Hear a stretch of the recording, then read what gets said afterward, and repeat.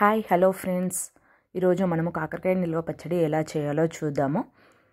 ఈ కాకరకాయ నిల్వ పచ్చడి అస్సలు చేదు ఉండదు, చిన్నపిల్లలు కూడా చాలా ఇష్టంగా తింటారు. ఒకసారి మీరు ట్రై చేయండి, చాలా బాగుంటుంది. ఇప్పుడు నేను 1/2 kg కాకరకాయలు తీసుకున్నాను. వాటిని వాష్ చేసి మంచిగా వాటర్ లేకుండా నాప్కిన్తో తుడుచుకున్నాను. వాటర్ లేకుండా చూసుకోవాలి, వాటర్ ఉంటే పచ్చడి పాడైపోతుంది. కాకరకాయలని మంచిగా కట్ చేసుకొని ఒక 1/2 ఇంచ్ సైజుతోని కట్ చేసుకోవాలి. ఆ తర్వాత అందులో ఉన్న సీడ్స్ను తీసి పక్కన పెట్టేసుకోవాలి. ఆ తర్వాత స్టవ్ పై బాండీ పెట్టుకొని జీలకర్ర, ఆవాలు, మెంతులు వేసుకొని మంచిగా వేంపుకోవాలి. అవి వేగిన తర్వాత మిక్సీ పట్టేసుకోవాలి. ఇప్పుడు చింతపండును కూడా నానబెట్టుకొని మిక్సీ పట్టేసుకోవాలి.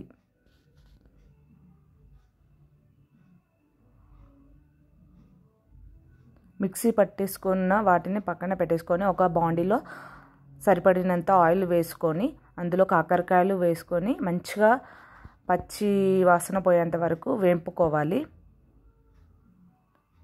ముదురు వేగినా కూడా చేదు ఉండదు.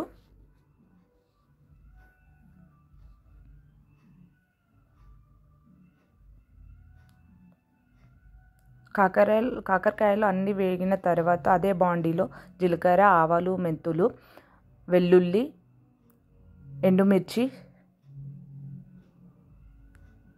కరివేపాకు వేసుకున్న తర్వాత మనం మిక్సీ పట్టి పక్కన పెట్టుకున్న చింతపండు గుజ్జును కూడా అదే ఆయిల్లో వేసుకొని కలుపుకోవాలి.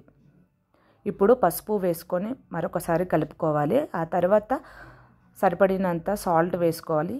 ఆ తర్వాత 3 to 4 స్పూన్స్ చిల్లీ పౌడర్ వేసుకొని మరొకసారి కలుపుకోవాలి. ఆ తర్వాత మనము వేంపి పక్కన పెట్టుకున్న కాకరకాయలని కూడా వేసుకోవాలి.